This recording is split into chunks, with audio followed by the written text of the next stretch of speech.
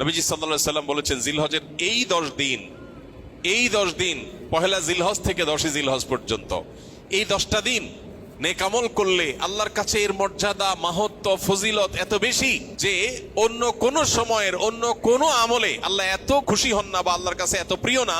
এই দশকের ভালো কাজ আল্লাহর কাছে যত বেশি প্রিয়। জিলহজের প্রথম দশকের যত গুরুত্ব কোরআন হাদিসে এবং সালাফে সালেহিনের আমলের মধ্যে বর্ণিত হয়েছে, আমাদের সমাজে এই 10টা দিনের ইবাদতের ব্যাপারে মানুষের অবহেলা যেন ততটাই চরমে।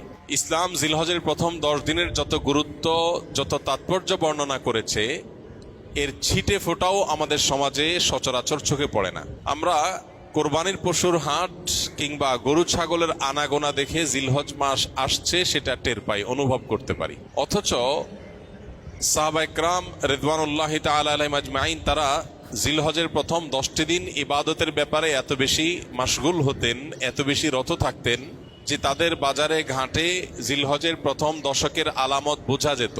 সাহাবী আবু হুরায়রা রাদিয়াল্লাহু তাআলা আনহু এবং কোন সাহাবী জিলহজের প্রথম দশক এলে বাজারে যেতেন শুধুই তাকবীর পাঠের উদ্দেশ্যে, কোনো কেনা বেচার উদ্দেশ্যে না। উদ্দেশ্য ছিল বাজারে গিয়ে বাজারে দুনিয়াদারিতে মগ্ন মানুষগুলোকে জিলহজের প্রথম দশকের ইবাদতের ব্যাপারে স্মরণ করানো। এই জন্য বাজারে গিয়ে এই দশকে বলতেন আল্লাহু আকবার, আল্লাহু আকবার, লা ইলাহা ইল্লাল্লাহু, আল্লাহু আকবার, আল্লাহু আকবার ওয়ালিল্লাহিল হামদ। এই যে তাকবীর, তাহমিদ, তাহলিল, আল্লাহর একত্ববাদ, আল্লাহর বড়ত্ব এবং প্রশংসা জ্ঞাপন করা, এটা এই দশকের অন্যতম গুরুত্বপূর্ণ একটা আমল। এই আমল করবার জন্য সাহাবীদের কেউ কেউ বাজারে গিয়ে একটু সরবে বলতেন, যাতে করে তার শুনে শুনে অন্যরাও বলতে পারে। মিডল ইস্টের কোন দেশের কোন এলাকাতে একটি চমৎকার দৃশ্য জিলহজের প্রথম 10 দিন উপলক্ষে দেখা যায়। সেটা হলো বিভিন্ন বাসাবাড়ির গেইটে, গ্যারেজে, বিভিন্ন সুপার শপ, শপিং মল, ছোট বড় দোকান ইত্যাদিতে ছোট্ট একটা ডিভাইস সেট করে সেখানে তাকবীরের অডিও অনবরত চালু করে রাখা হয়। মৃদু ভলিউমে হালকা আওয়াজে যে তাকবীরের ধ্বনি চালানো হয়, এটার উদ্দেশ্য পথচারী বা আশপাশ দিয়ে যারা যাবে তাদের জন্য স্মরণ হয় যে এই দশকে নবী আলাইহিস সালাম নির্দেশ করেছেন ফাকসিরু ফিহিন্না মিনাত তাকবীরি ওয়াত তাহলিলি ওয়াত তাহমিদ। এই দিনগুলো যখন আসবে এবং তাকবীরের তাশরিকের আইয়ামে তাশরিকে যে দিনগুলো আছে সেগুলোতেও আল্লাহর একত্ববাদের বর্ণনা লা ইলাহা ইল্লাল্লাহ বলার মাধ্যমে, আল্লাহর বড়ত্বের বর্ণনা আল্লাহু আকবার বলার মাধ্যমে, আল্লাহর প্রশংসার জ্ঞাপন আলহামদুলিল্লাহ বলার মাধ্যমে বেশি বেশি যেন করি আমরা। নবীজি নির্দেশ করেছেন তোমরা এই দিনগুলোতে বেশি বেশি লা ইলাহা ইল্লাল্লাহ, আল্লাহু আকবার, আলহামদুলিল্লাহ এগুলো পাঠ করবে। এই জন্য ভাইরা আমার, আমাদের কর্তব্য হলো জিলহজের প্রথম দশকের ইবাদত, এর তাৎপর্য, এর আমল, এর গুরুত্ব, এর মাহাত্ম্য এ সম্পর্কে সমাজে জানাশোনা যেন বাড়ে, সচেতনতা যেন বাড়ে। এই হারিয়ে যাওয়া বা অনেকটাই মানুষের আমল থেকে সরে যাওয়া, ছুটে যাওয়া এই বিষয়টাকে যেন পুনরায় জিন্দা করা যায়, এই জন্য আমাদের ভূমিকা রাখা দরকার। আমরা যদি প্রত্যেকটা মানুষ যার যার জায়গা থেকে সিদ্ধান্ত গ্রহণ করি যে জিলহজের প্রথম দশক উপলক্ষে কোরআন এবং হাদিসের আলোকে যে করণীয়গুলো আছে এগুলো একজন ইমানদার হিসাবে আমি আমল করব, আরো 2-4-5 জন মানুষকে আমি অ্যাওয়্যার করব, সচেতন করব, ইনশাআল্লাহ অনেকটা হারিয়ে যাওয়া এই আমলগুলো নতুন করে পুনরায় জিন্দা হবে, জীবিত হবে। চেষ্টা করা যাবে তো ইনশাআল্লাহ? প্রিয় ভাইরা আমার, আমাদের মধ্যে কেউ যদি বাজারে যায়, চায়ের দোকানে যায় এবং যে একটু যদি জোরে আল্লাহু আকবার, আল্লাহু আকবার, লা ইলাহা ইল্লাল্লাহু, আল্লাহু আকবার, আল্লাহু আকবার ওয়ালিল্লাহিল হামদ, তাকবীর, তাহমিদ, তাহলিল যদি পাঠ করে, কোনো কাজ নাই, কোনো কারণ নাই, চায়ের দোকানের আড্ডার মধ্যে গিয়ে একটু উচ্চস্বরে তাকবীর পাঠ করেছে কেউ, তাহলে সমাজের মানুষ সেটাকে নেগেটিভলি দেখবে, মনে করবে লোকটার মাথা সমস্যা কিনা, হঠাৎ করে তাকবীর কেন বলল। অর্থাৎ এই পরিমাণ গাফলতিতে আমরা নিমজ্জিত হয়ে গেছি যে আল্লাহর জিকিরটা আমাদের কাছে অস্বাভাবিক আর গাফলতিটা স্বাভাবিক হয়ে গেছে। এই পরিস্থিতি থেকে উম্মতকে বাঁচাবার জন্য আমরা একটু চেষ্টা করতে পারি না ইনশাআল্লাহ? স্কিলের ভাইরা যারা আছেন, বিশেষ করে ছুটি হয়ে যাবে, বাড়িতে যাবেন, ঘরে যখন একটু প্রবেশ করবেন, ঘরের লোকজন বিভিন্ন কাজে আছে, একটু মৃদু ভলিউমে, ডিস্টার্ব করার মতো আওয়াজে না, একটু মৃদু ভলিউমে আপনি যদি তাকবীর বলে ওঠেন, হয়তো আরেকজনের স্মরণ হবে ইনশাআল্লাহ। আমরা এখানেও যে কয়দিন আসি, আমরা বাহির থেকে এসে রুমে প্রবেশ করলাম বা কয়েকজনের মধ্যে প্রবেশ করলাম তখন যদি একটু সরবে পড়ি এ উদ্দেশ্যে যাতে করে অন্যের স্মরণ হয়, তাহলে হয়তো আমলটা জিন্দা হবে। জিলহজের প্রথম দশক উপলক্ষে আমাদের সবগুলো মনিটরে ইনশাআল্লাহ এই দশকে তাকবীরের ধ্বনি উচ্চারিত হতে থাকবে মৃদু ভলিউমে, যাতে করে অন্যদের স্মরণ হয়। এবং এই দশকের ফজিলত, তাৎপর্য, মাহাত্ম্য এবং করণীয় সম্পর্কে অনেকগুলো লিফলেট প্রিন্ট করা হয়েছে। আমরা এগুলো নিয়ে যাব ইনশাআল্লাহ। একটা দুটা করে সংগ্রহ করব, আজকে মসজিদে রাখা উচিত ছিল, পরবর্তীতে আমরা মসজিদে রাখা হয়েছে কিনা নিয়ে আসতেছে, যদি নিয়ে আসে তাহলে সেক্ষেত্রে ভালো, এটা আগে থেকে আনা দরকার ছিল।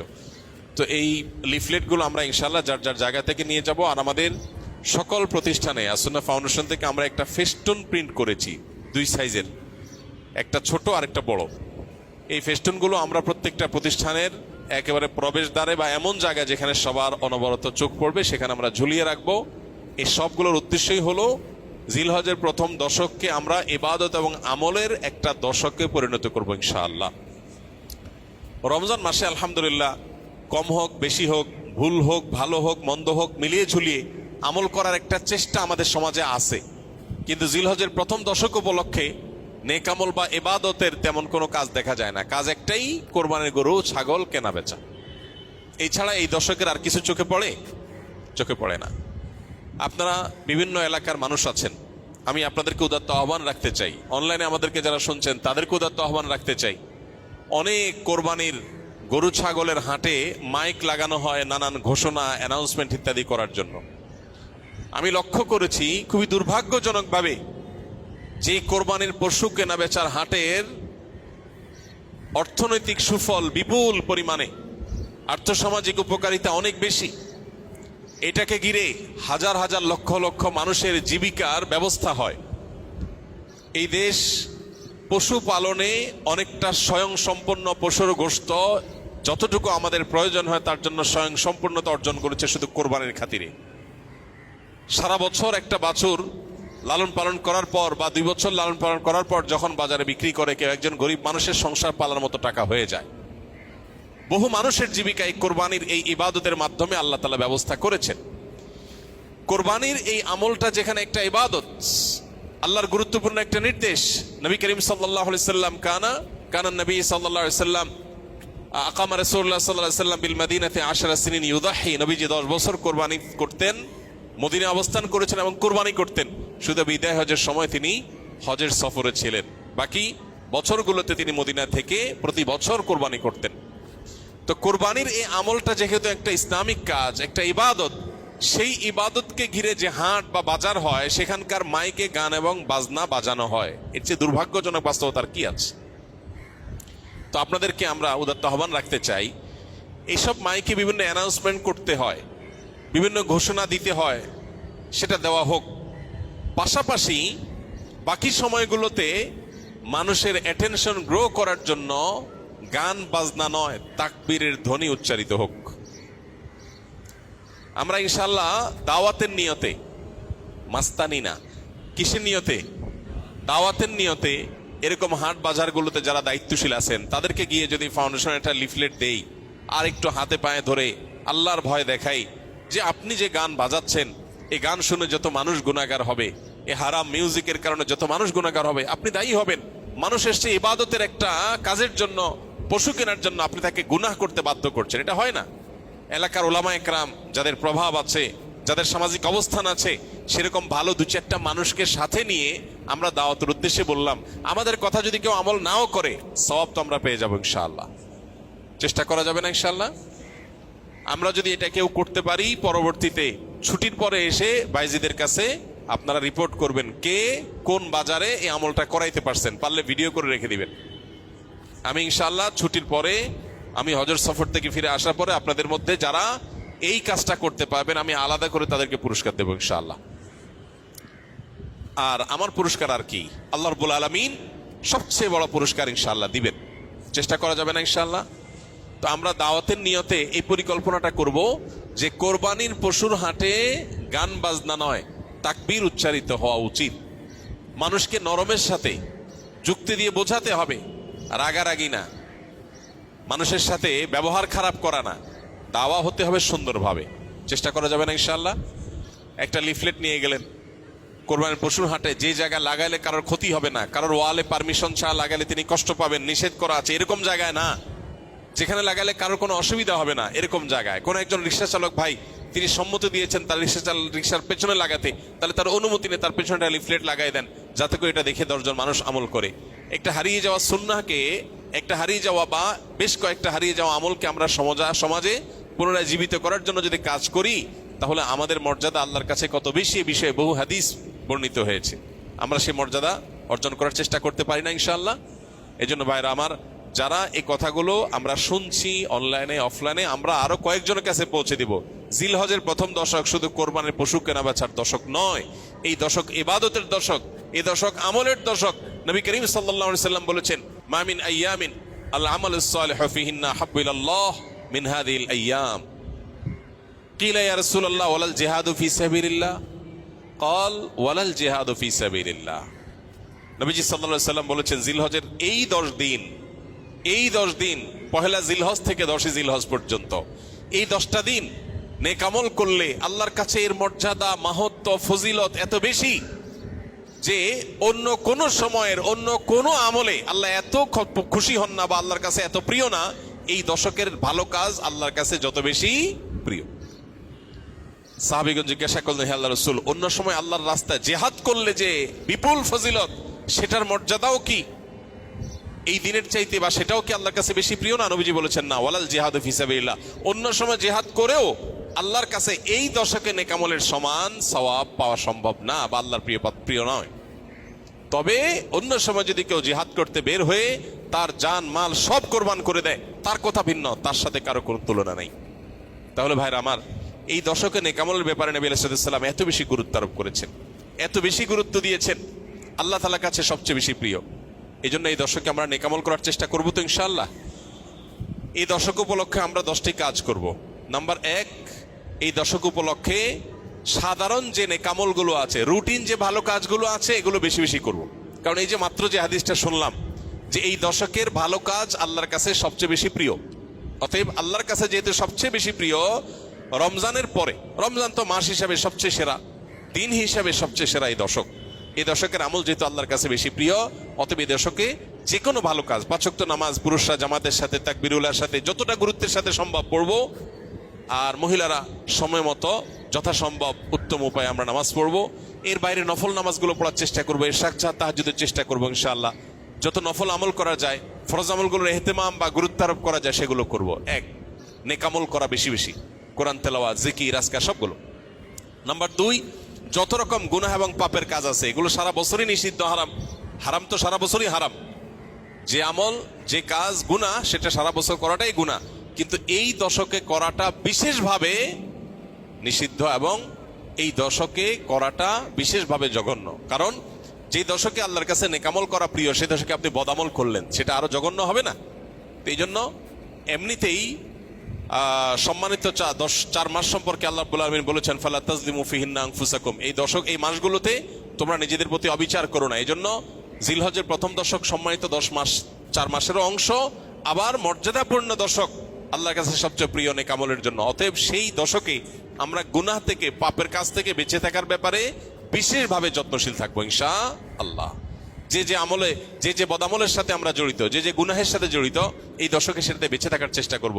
মোবাইলে, সোশ্যাল মিডিয়াতে, ফেসবুকে, হোয়াটসঅ্যাপে, ইউটিউবে কোনো হারাম জিনিস দেখবো না, শুনবো না এবং হারাম কাজ করবো না ইনশাআল্লাহ। নাম্বার 3, বেশি বেশি আল্লাহর জিকির করা।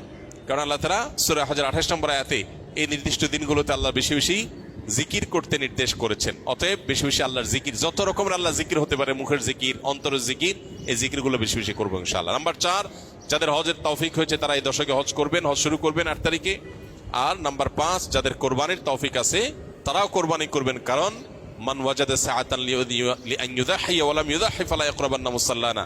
যার কোরবানি করার সামর্থ্য আছে অথচ কোরবানি করলো না, নবী সাল্লাল্লাহু আলাইহি ওয়াসাল্লাম সতর্ক করেছেন, হাদিসে সতর্ক বাণী এসেছে, সেই জন্য মুসলমানদের ঈদগাহে না আসে।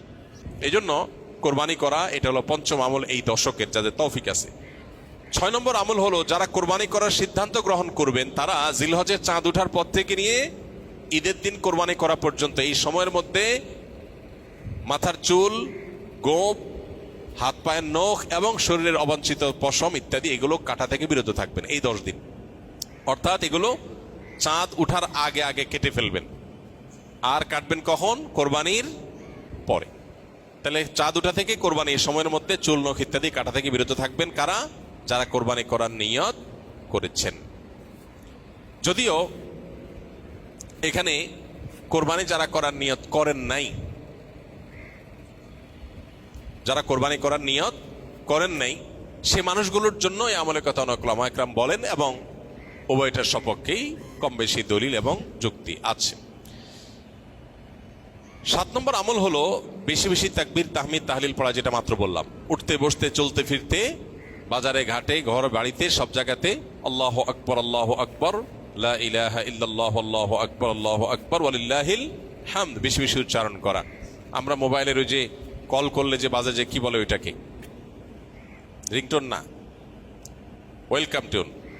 ওয়েলকাম টিউন হিসাবে তাকবীর কিভাবে সেট করা যায় সেটার জন্য আমরা প্ল্যান করতে পারি, প্রোগ্রাম করতে পারি। আর কতভাবে মানুষকে স্মরণ করানো যায় হালাল উপায়ে বৈধ উপায়ে সেটা আমরা চেষ্টা করতে পারি। তাহলে 7 নম্বর আমল হলো বেশি বেশি তাকবীর তাহমিদ তাহলিল পাঠ করা। এটা এই 10 দিন ধরে রাত দিন কোনো সংখ্যা ছাড়া যার যতটুকু তৌফিক হয়। 8 নম্বর আমল হলো এই তাকবীরটাই আইয়ামে তাশরিকে অর্থাৎ জিলহজের 9 তারিখ বাদ ফজর থেকে নিয়ে জিলহজের 13 তারিখ আসর পর্যন্ত প্রত্যেক নামাজের পরে একবার করে পাঠ করা, নারী পুরুষ সবাই। এটা আবশ্যক, সবাইকে করতে হবে প্রত্যেক নামাজের পরে একবার করে। এটা হলো তাকবীরে মুকাইয়াদ বলে, নির্দিষ্ট তাকবীর এই দিনগুলোতে এই নামাজের পরে। আর প্রথমটা বললাম 7 নম্বর আমলটা হলো সাধারণ তাকবীর, তাকবীরে মুতলাক, অর্থাৎ এই দশক জুড়েই সবসময় বেশি বেশি তাকবীর পাঠ করা। তাহলে 8টা আমল পেয়ে গেলাম। 9 নম্বর আমল হলো জিলহজের 9 তারিখে রোজা রাখা। যারা আরাফায় যেতে পারেন নাই, বিশ্বজুড়ে যে মুসলমানরা আছেন তারা এই দিন রোজা রাখবেন। এই দিনে রোজা রাখলে কি লাভ হবে? নবী আলাইহিস সালাম বলেছেন আহতাসিবু আল্লাহি আন ইউকাফিরাস সানাতাল্লাতী ক্বাবলাহু ওয়াল্লাতী বা'দাহা। অর্থাৎ জিলহজের 9 তারিখে আরাফাত দিনে রোজা রাখলে কেউ তার 1 বছর আগের আর বেঁচে থাকলে অগ্রিম 1 বছর পরের গুনাহ আল্লাহ মাফ করে দিবেন।